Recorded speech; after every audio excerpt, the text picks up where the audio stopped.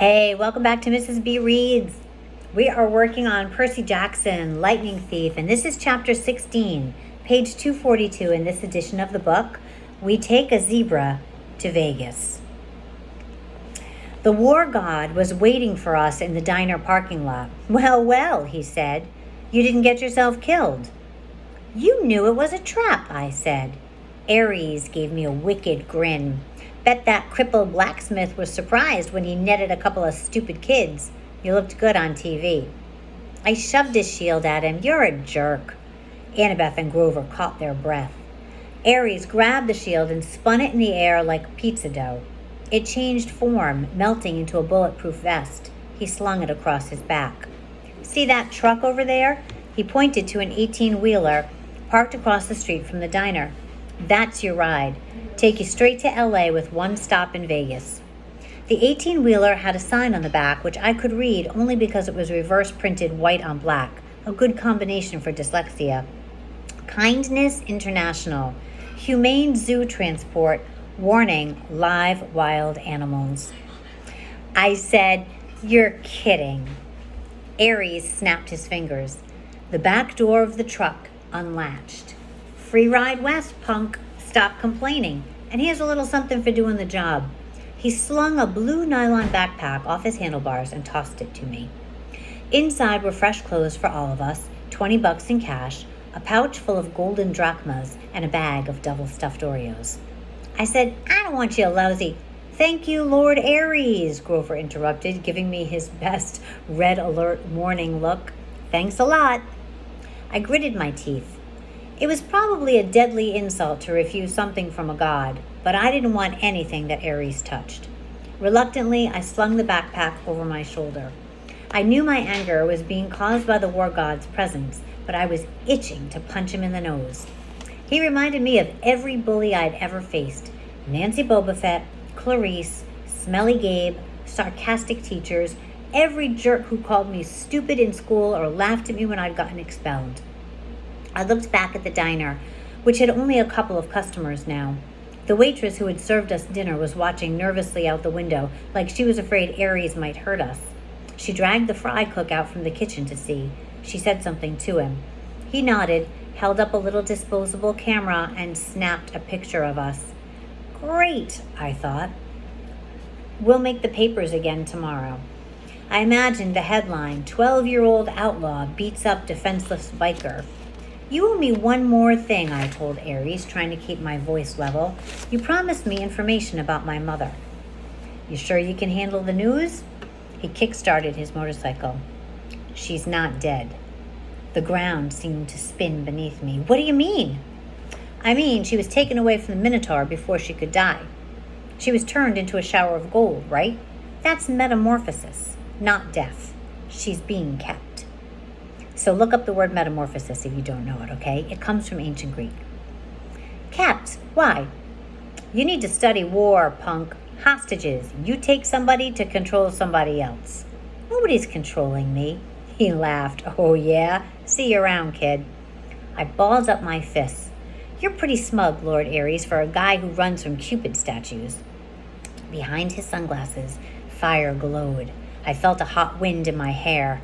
We'll meet again, Percy Jackson. Next time you're in a fight, watch your back. He revved his Harley, then roared off down Delancey Street. Annabeth said, that was not smart, Percy. I don't care.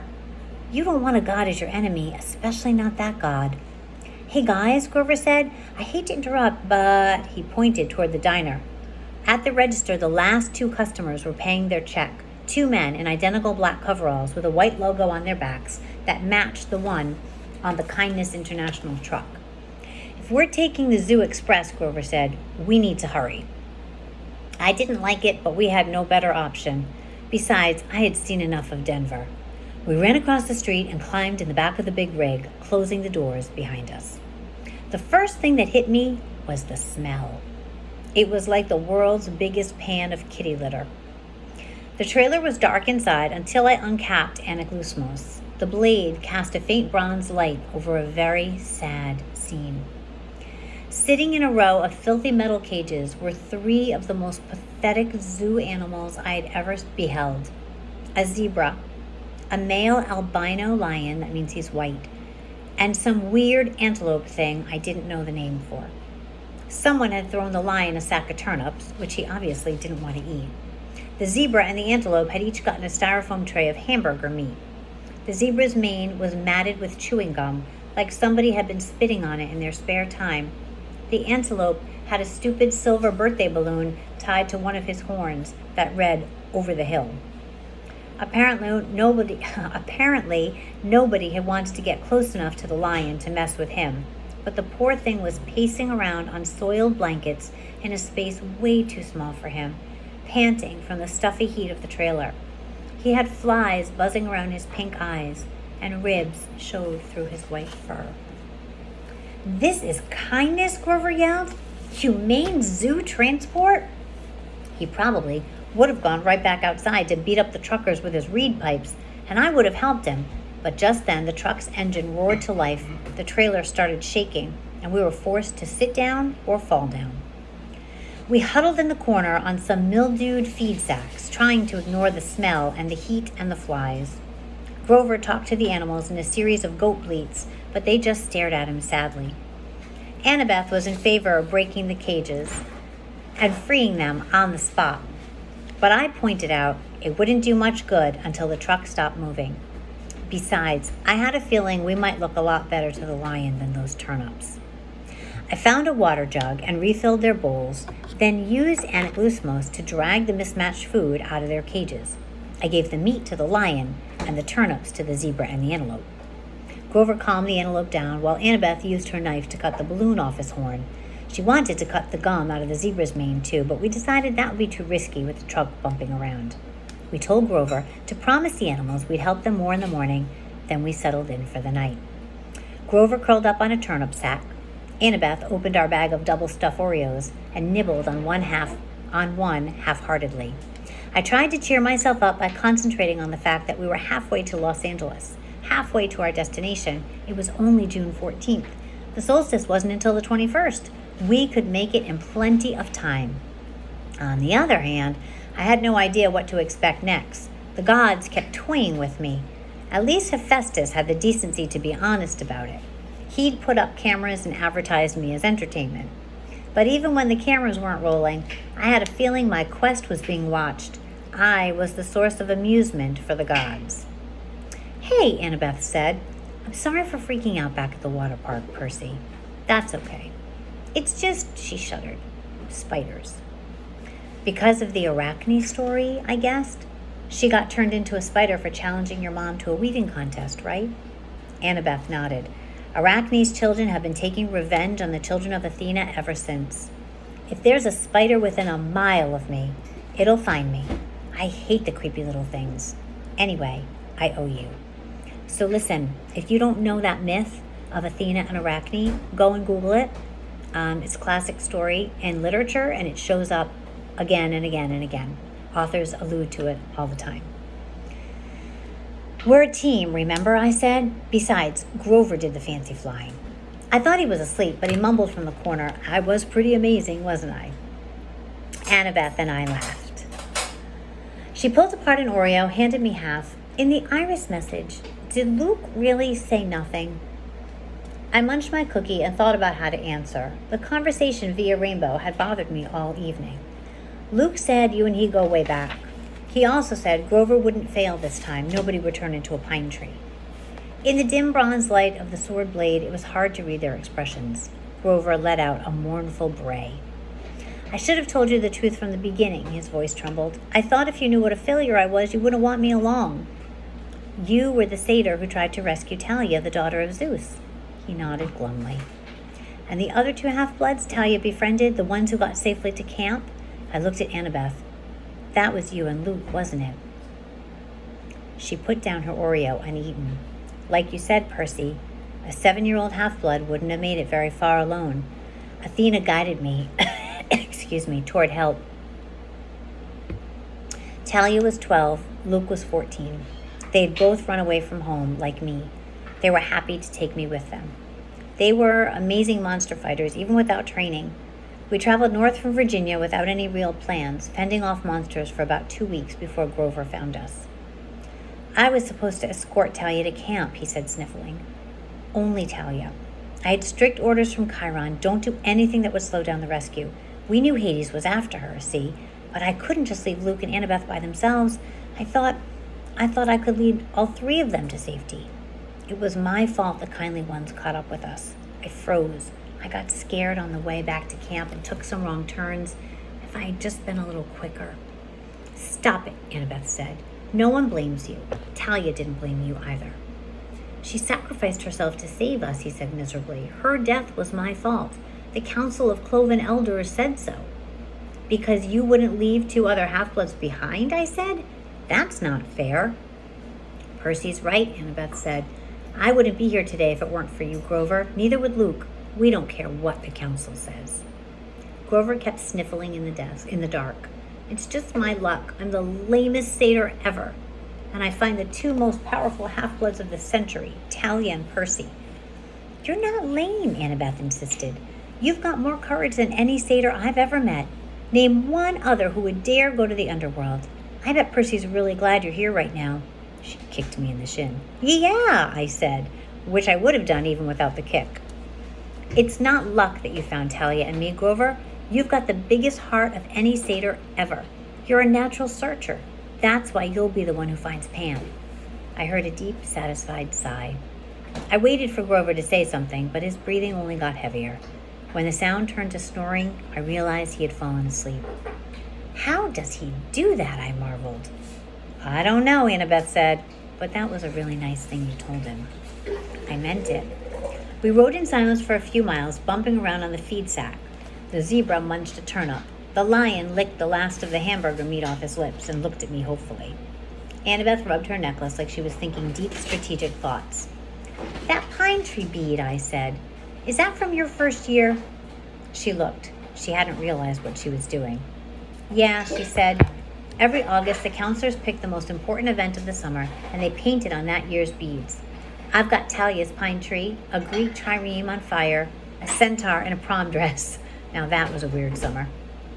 And the college ring is your father's? That's none of your... She stopped herself. Yeah, it is. You don't have to tell me. No, it's okay. She took a shaky breath. My dad sent it to me folded up in a letter 2 summers ago. The ring was like his main keepsake from Athena. He wouldn't have gotten through his doctoral program at Harvard without her. That's a long story. Anyway, he said he wanted me to have it. He apologized for being a jerk, said he loved me and missed me. He wanted me to come home and live with him. Well, that doesn't sound so bad. Yeah, well, the problem was I believed him. I tried to go home for that school year, but my stepmom was the same as ever. She didn't want her kids put in danger by living with a freak. Monsters attacked, we argued. I didn't even make it through winter break. I called to Chiron and came right back to Camp Half-Blood. You think you'll ever try living with your dad again? She wouldn't meet my eyes. Please, I'm not into self-inflicted pain. You shouldn't give up, I told her. You should write him a letter or something. Thanks for the advice, she said coldly. But my father's made his choice about who he wants to live with. We passed another few miles of silence. So if the gods fight, I said, will things line up the way they did with the Trojan War? Will it be Athena versus Poseidon? She put her head against the backpack Ares had given us and closed her eyes. I don't know what my mom will do. I just know I'll fight next to you. Why? Because you're my friend, Seaweed Brain. Any more stupid questions? I couldn't think of an answer for that. Fortunately, I didn't have to. Annabeth was asleep. I had trouble following her example, with Grover snoring and an albino lion staring hungrily at me, but eventually I closed my eyes. He has another nightmare.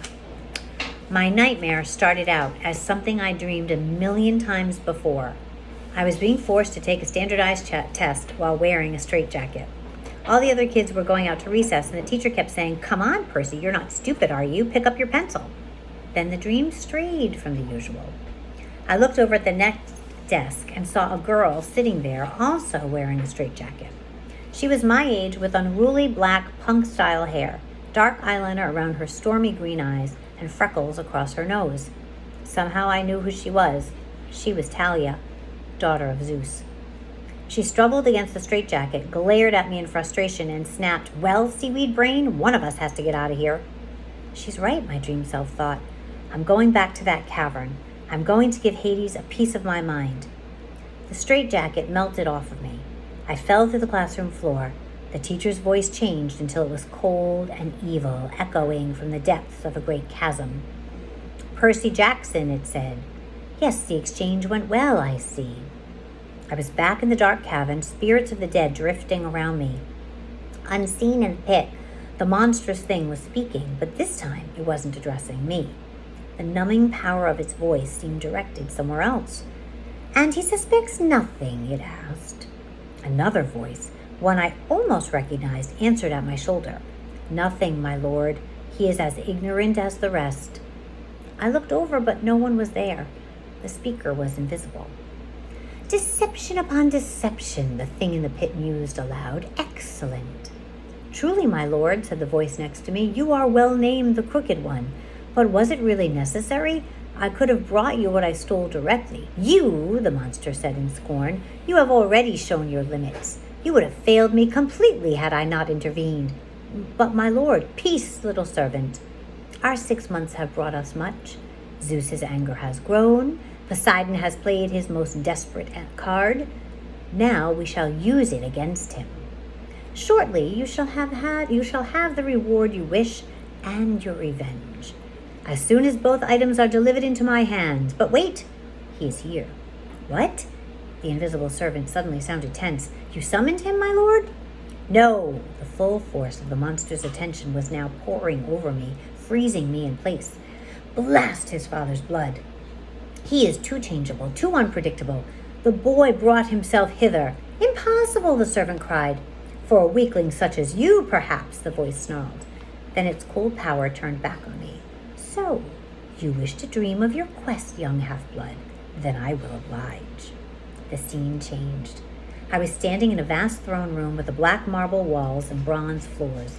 The empty, horrid throne was made from human bones fused together. Standing at the foot of the dais was my mother, frozen in shimmering golden light, her arms outstretched. I tried to step toward her, but my legs wouldn't move. I reached for her, only to realize that my hands were withering to bones. Grinning skeletons in Greek armor crowded around me, draping me with silk robes, wreathing my head with laurels that smoked with chimera poison, burning into my scalp.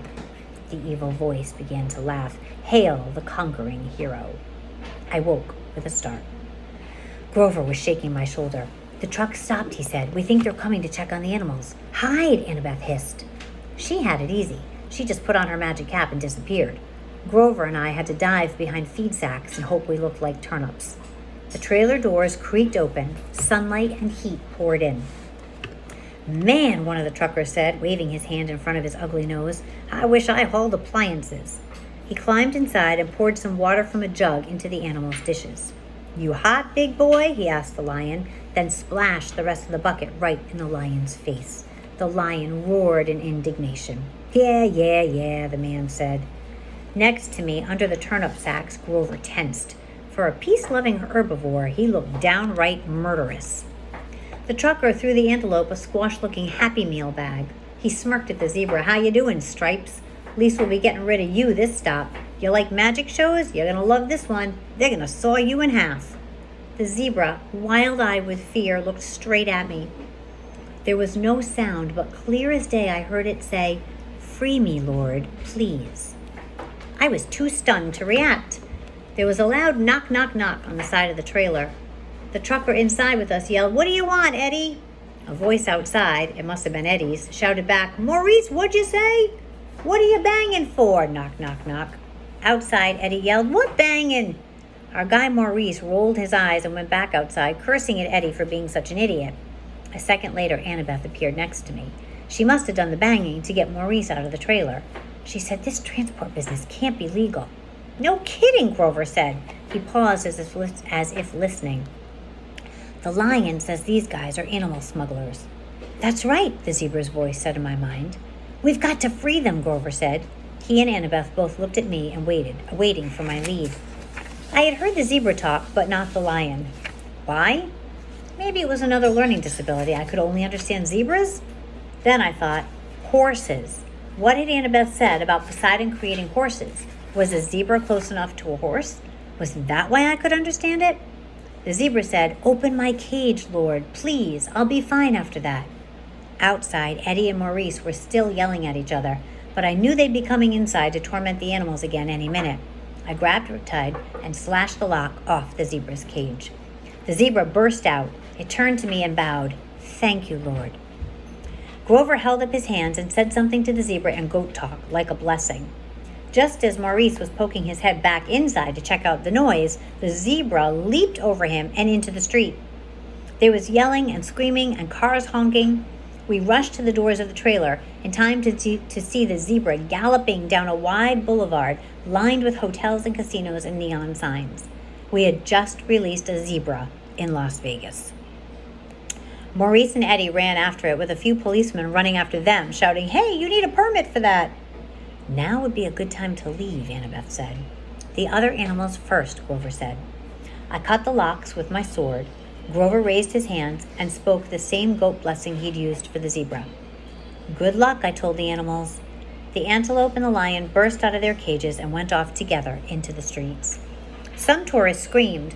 Most just backed off and took pictures, probably thinking it was some kind of stunt by one of the casinos. "Will the animals be okay?" I asked Grover. "I mean, the desert and all?" "Don't worry," he said. "I placed a satyr sanctuary on them." "Meaning?" "Meaning they'll reach the wild safely," he said. "They'll find water, food, shade, and whatever they need until they find a safe place to live." "Why can't you place a blessing like that on us?" I asked. "It only works on wild animals." "So it would only affect Percy," Annabeth reasoned. "Hey," I protested. "Kidding," she said. "Come on, let's get out of this filthy truck." We stumbled out into the desert afternoon. It was 110 degrees, easy, and we must have looked like deep-fried vagrants, but everybody was too interested in wild animals to pay us much attention. We passed the Monte Carlo and the MGM. We passed pyramids, a pirate ship, and the Statue of Liberty, which was a pretty small replica, but it still made me homesick. I wasn't sure what we were looking for. Maybe just a place to get out of the heat for a few minutes, find a sandwich and a glass of lemonade, make a new plan for getting west. We must have taken a wrong turn, because we found ourselves at a dead end, standing in front of the Lotus Hotel and Casino. The entrance was a huge neon flower, the petals lighting up and blinking. No one was going in or out, but the glittering chrome doors were open, spilling out air conditioning that smelled like flowers, lotus blossom. Maybe. I'd never smelled one, so I wasn't sure. The doorman smiled at us. "Hey kids, you look tired. You want to come in and sit down?" I'd learned to be suspicious the last week or so. I figured anybody might be a monster or a god. You just couldn't tell. But this guy was normal. One look at him, and I could see. Besides, I was so relieved to hear somebody who sounded sympathetic that I nodded and said we'd love to come in. Inside, we took one look around, and Grover said, "Whoa." The whole lobby was a giant game room. And I'm not talking about cheesy old Pac-Man games or slot machines. There was an indoor water slide snaking around the glass elevator, which went straight up at least 40 floors. There was a climbing wall on the side of one building and an indoor bungee jumping bridge. There were virtual reality suits with working laser guns and hundreds of video games, each one the size of a widescreen TV. Basically, you name it, this place had it. There were a few other kids playing, but not that many. No waiting for any of the games. There were waitresses and snack bars all around, serving every kind of food you can imagine. "Hey," a bellhop said.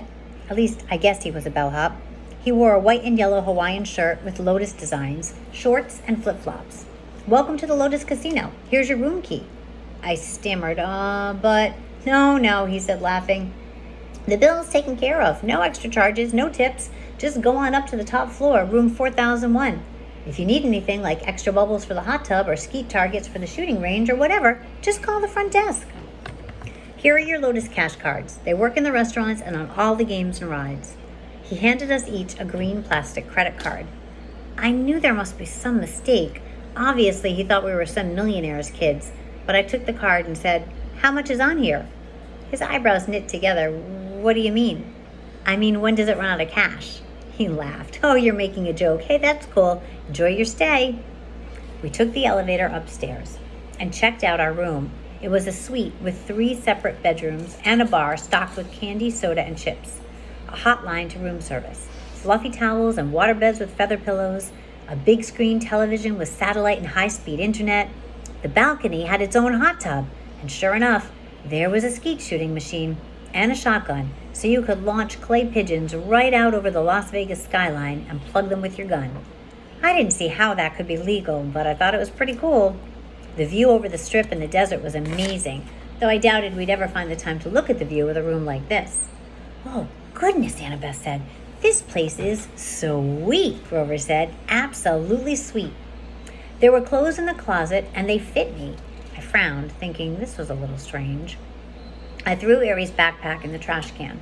Wouldn't need that anymore. When we left, I could just charge a new one at the hotel store. I took a shower, which felt awesome after a week of grimy travel. I changed clothes, ate a bag of chips, drank 3 Cokes, and came out feeling better than I had in a long time. In the back of my mind, some small problem kept nagging me. I'd had a dream or something. I needed to talk to my friends, but I was sure it could wait. I came out of the bedroom and found that Annabeth and Grover had also showered and changed clothes.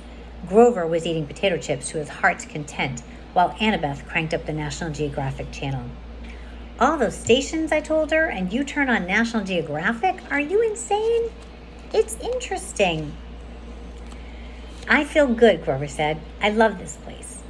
Without his even realizing it, the wings sprouted out of his shoes and lifted him a foot off the ground, then back down again. So what now? Annabeth asked. Sleep? Grover and I looked at each other and grinned. We both held up our green plastic Lotus cash cards. Playtime, I said. I couldn't remember the last time I had so much fun. I come from a relatively poor family. Our idea of a splurge was eating out at Burger King and renting a video. A 5-star Vegas hotel? Forget it. I bungee jumped the lobby 5 or 6 times, did the water slide, snowboarded, the artificial ski slope, and played virtual reality laser tag and FBI sharpshooter.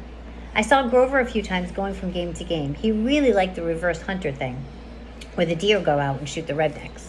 I saw Annabeth playing trivia games and other brainiac stuff. They had this huge 3D sim game where you build your own city and you could actually see the holographic buildings rise on the display board. I didn't think much of it, but Annabeth loved it. I'm not sure when I first realized something was wrong. Probably it was when I noticed the guy standing next to me at the VR sharpshooters. He was about 13, I guess, but his clothes were weird.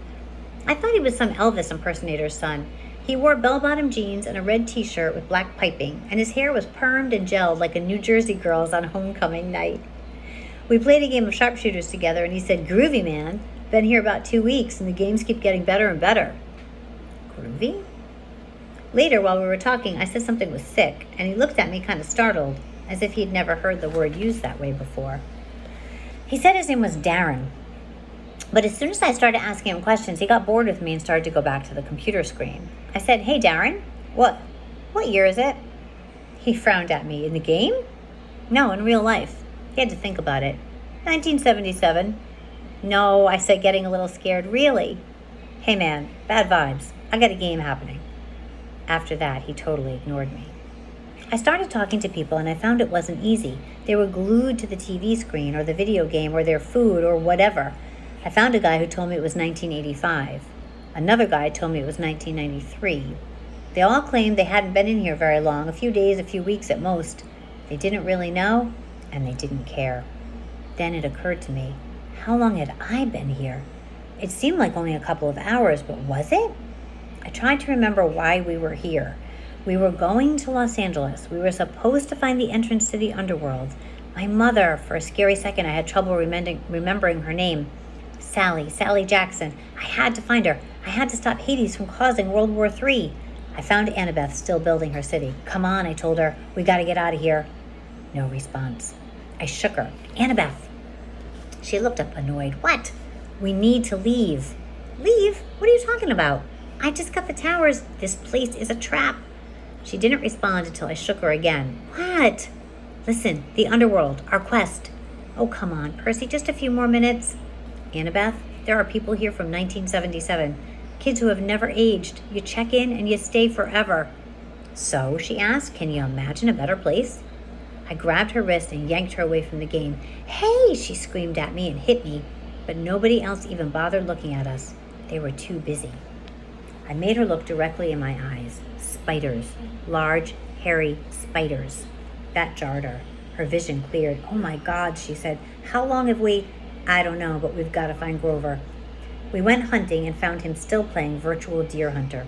"Grover!" we both shouted. He said, "Die, human, die, silly, polluting, nasty person. Grover!" He turned the plastic gun on me and started clicking as if I were just another image from the screen. I looked at Annabeth, and together we took Grover by the arms and dragged him away. His flying shoes sprang to life and started tugging his legs in the other direction as he shouted, "No, I just got to a new level, no!"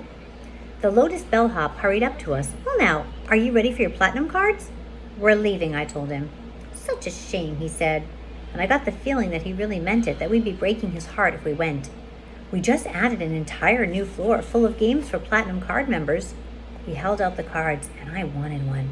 I knew that if I took one, I'd never leave. I'd stay here, happy forever, playing games forever, and soon I'd forget my mom and my quest, and maybe even my own name. I'd be playing Virtual Rifleman with Groovy Disco Darren forever. Grover reached for the card, but Annabeth yanked back his arm and said, "No thanks." We walked toward the door, and as we did, the smell of the food and the sounds of the game seemed to get more and more inviting. I thought about our room upstairs. We could just stay the night, sleep in a real bed for once. Then we burst through the doors of the Lotus Casino and ran down the sidewalk. It felt like afternoon, about the same time of day we'd gone into the casino, but something was wrong. The weather had completely changed. It was stormy, with heat lightning flashing out in the desert. Aries' backpack was slung over my shoulder, which was odd because I was sure I had thrown it in the trash can in room 4001, but at the moment I had other problems to worry about. I ran to the nearest newspaper stand and read the year first. Thank the gods it was the same year as it had been when we went in. Then I noticed the date, June 20th. We had been in the Lotus Casino for 5 days. We had only 1 day left until the summer solstice. 1 day to complete our quest. Are they going to do it? Like and subscribe. Thanks.